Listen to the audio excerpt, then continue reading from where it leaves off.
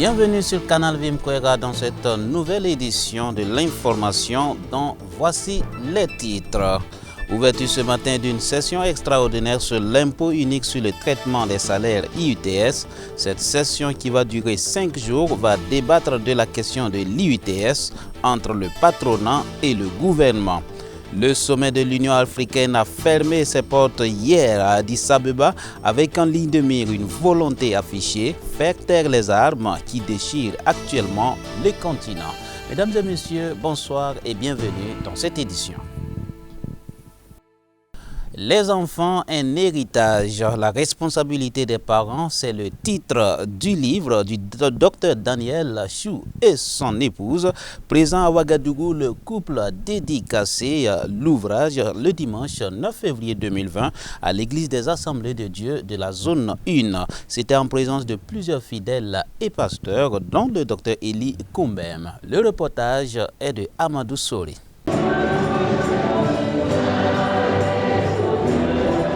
Parents adoptifs d'une soixantaine d'enfants, Elisabeth et Daniel Chou sont des conseillers matrimoniaux. À travers ce livre qualifié le plus important de leur carrière, le couple s'intéresse aux enfants, leur éducation et le rôle délicat que les parents doivent jouer. Les enfants, un héritage, la responsabilité des parents, ce sont plus de 200 pages subdivisées en 3 grandes parties sur l'encadrement des enfants à la lumière des Saintes Écritures. La première partie parle de qu'est-ce que la Bible dit sur les enfants. La Bible nous fait comprendre que les enfants sont une récompense, un héritage, les plants d'olive et surtout les précurseurs des nations. La deuxième partie parle de comment éduquer les enfants à partir de la période intra-utérine jusqu'à la période de la fin de l'enfance. Et la troisième partie parle de cette période extrêmement difficile, la période de l'adolescence, entre 12 ans et 19 ans. Donc ça veut dire que si vous éduquez bien vos enfants, vous inculquez des valeurs, vous allez influencer et des générations et des générations et des générations jusqu'à ce que le Seigneur revienne. Donc, encadrer les enfants, c'est transmettre un modèle à la postérité, affiche l'ouvrage. Une vérité en ces temps dits modernes où il y a plus de parents démissionnaires que missionnaires, selon le docteur Eli Kumbem. Ça rejoint la préoccupation de tous les pasteurs, de tous les éducateurs, c'est-à-dire ramener l'éducation en famille, au lieu de confier l'éducation seulement à l'école. Au temps de la réforme, l'éducation avait 3 lieux. Il y avait la famille, il y avait l'école et il y avait l'église. Mais aujourd'hui, on voit que les parents sont plus démissionnaires que missionnaires, alors que c'est la responsabilité des parents d'abord. Ensuite, les autres peuvent accompagner. Notons que le livre imprimé et dédicacé au Burkina Faso est disponible dans les librairies de la place. Conseiller conjugal, consultant en leadership, le docteur Daniel Chou a écrit une vingtaine de livres. Avec son épouse, ils sont fondateurs de l'Institut supérieur LID basé au Cameroun. La jeunesse de l'Union pour la Renaissance patrisankariste riposte et critique sévèrement contre les écrits de l'ancien président Jean-Baptiste Ouédraogo dans son ouvrage intitulé « Ma part de vérité » contre la politique d'une des grandes figures politiques et emblématiques du pays, l'ancien président Thomas Sankara. Suivons à présent les propos de SG de l'UNIR PS. C'est au micro de Odette Zoengena Zonas Tondé. Nous, jeunes de l'UNIR PS, ne percevons en rien la duplicité du président Thomas Sankara, dont il évoque, mais plutôt l'antagonisme d'idéologie et de ligne politique. La jeunesse de l'UNIR PS trouve que l'objet de ces livres devrait permettre de situer le rôle joué par chacun d'eux que de charger des compagnons de lutte à tort ou à raison.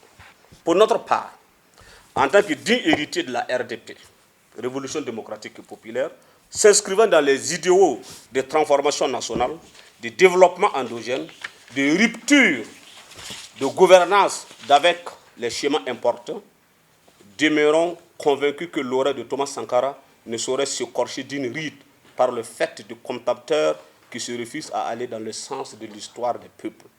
Pour nous, le président Jean-Baptiste Ouédraogo n'a fait qu'un condensé de ressentis mal digérés pour égrener avec haine jalousie et méchanceté sont nés secs dans sa courte gestion de l'État lorsqu'il dit, nous citons le colonel Yawa Marcel Tamini, il n'assumera pas correctement sa mission. Puis, il trahira même notre confiance, allant jusqu'à sacrifier l'armée à ses propres intérêts et à ceux de Thomas Sankara.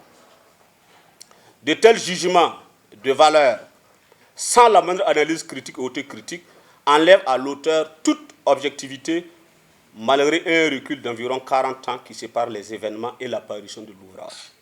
Aujourd'hui, plus qu'hier, la jeunesse africaine, au-delà de cette réprobation de la vérité selon Saint Jean-Baptiste Ouedraogo, somme toute légitime et révolutionnaire, aspire à une gouvernance plus vertueuse, capable de lui sortir des sentiers battus. Ce qui passe inéluctablement par l'appropriation des idées fortes léguées à la postérité par des hommes à la trempe du président Thomas Sankara. Cette jeunesse-là refuse toute manipulation à la solde de l'impérialisme. La patrie ou la mort, nous vaincrons. L'IUTS, l'impôt unique sur le traitement des salaires, est débattu au Haut Conseil du dialogue social, ouvert ce matin et ce durant 5 jours. Le patronat, les travailleurs et le gouvernement échangeront autour d'une même table afin de solutionner au dilemme. Odette Zonguena et Zonas Tondé ont assisté à cette cérémonie. Suivez. Lorsque l'on parle d'impôts, taxes et autres terminologies liées à la fiscalité, c'est la mer à boire, surtout pour les organisations de défense des droits et des intérêts des salariés qui y voient une imposition des gouvernants pour soutirer les avantages des citoyens lambda contribuables. L'IUTS, l'impôt unique sur les traitements et salariés aux primes et indemnités, constitue aujourd'hui le point d'achoppement entre les centrales syndicales d'une part et entre le gouvernement et certains syndicats d'autre part qui exigent sa suppression pure et simple. Dans l'exercice de ses prérogatives en vue d'apporter sa touche personnelle au règlement de tout conflit social à caractère national, le Haut Conseil du dialogue social a à cet effet ouvert cette session extraordinaire de l'année 2020 sur ce sujet brûlant. C'est une question d'actualité. Depuis l'adoption du budget en décembre 2019 par l'Assemblée nationale, proposée donc par le gouvernement. Et il y a cette question de la fiscalité qui se pose. Et comme je l'ai dit, une des missions du HCDS, c'est d'avoir des armes pour pouvoir dévancer et résoudre les conflits qui peuvent venir. Et c'est dans cet esprit que cette session extraordinaire a lieu. On ne peut pas défendre, on ne peut pas seulement défendre, mais on ne peut pas parler d'une chose qu'on ignore. D'où la nécessité d'avoir une session avec les experts du domaine pour outiller les conseillers afin qu'ils puissent intervenir de manière pertinente. Et le thème de la rencontre est renforcement des capacités des conseillers sur la question fiscale. Le patronat, les travailleurs, le gouvernement sont tous représentés à cette table de discussion. C'est à l'issue de la session et de la formation que nous aurons différents éléments pour faire des propositions concrètes aux différentes parties, comme je l'ai dit. Mais ne devançons pas l'Iwan dans l'eau, comme on dit. Le HCDS a tout de même bon espoir que ces 5 jours d'échange seront assortis de conclusions consensuelles. 5 communications sont au menu des échanges. Il s'agit entre autres du rôle de la fiscalité dans l'économie burkinabé, du concept et évolution de l'UITS ou encore des avantages et inconvénients du maintien ou de la suppression de l'UITS.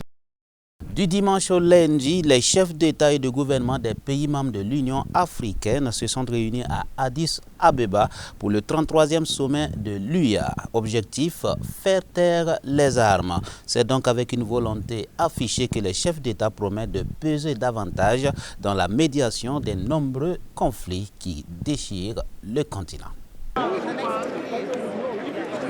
Faire taire les armes, c'est le thème du 33e sommet des chefs d'État et de gouvernement de l'Union africaine dès ce dimanche à Addis Abeba. Visiblement, l'engagement pris en 2013 de mettre un terme à toutes les guerres en Afrique d'ici à 2020 n'a pas été couronné de succès. Du Sahel à la Somalie, les conflits sont divers et complexes. et le président sud-africain Cyril Ramaphosa qui prendra la tête de l'Union africaine pour 1 an à la suite de l'Égyptien Abdel Fattah al-Sisi aura fort à faire. Pour le président de la Commission de l'Union africaine, Moussa Faki, il s'agit désormais, et je cite, de nous questionner sur les causes profondes des conflits et y apporter des solutions innovantes qui relativisent la solution militaire en assortissant de mesures relevant d'autres registres, notamment le développement. Dans un entretien à l'AFP, Naledi Pandor, chef de la diplomatie sud-africaine, souligne que l'Union africaine doit être plus proactive dans sa réponse au conflit au lieu de laisser cette tâche à des acteurs extérieurs. Nous devons réagir plus vite, a-t-elle souligné. La vigilance est mondiale alors que le bilan dépasse les 900 morts. Le nouveau coronavirus a eu en effet fait plus de 900 morts en Chine continentale. Selon le bilan établi lundi par les autorités, le nombre de personnes infectées dépasse les 40 000, confirmant une certaine stabilité dans la progression de l'épidémie. Le navire Diamond Princess est toujours cloué à quai au Japon en raison du coronavirus qui continue de se propager à bord. 65 personnes de plus ont été testées positives, ce qui porte désormais à 135 le nombre total de passagers et membres d'équipage contaminés. À bord, tout est fait pour limiter les contacts, explique ce passager. Les membres d'équipage, à ma connaissance, ne viennent pas et ne changent pas les draps. Honnêtement, le moins de contact nous avons avec les membres d'équipage, le mieux c'est pour eux, comme pour nous.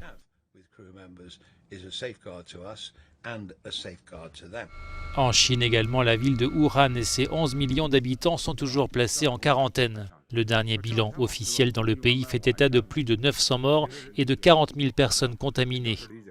Dans les autres grandes métropoles chinoises, Shanghai et Pékin, le masque de protection est de rigueur et les rues comme les transports en commun demeurent inhabituellement vides. Les autorités tentent par tous les moyens d'endiguer cette épidémie qui a déjà fait davantage de victimes que le SRAS en 2003. Ce journal a été réalisé par l'ensemble de la rédaction. Merci de votre fidélité. Au revoir et à la prochaine pour une nouvelle session d'information sur le canal Vimkwega.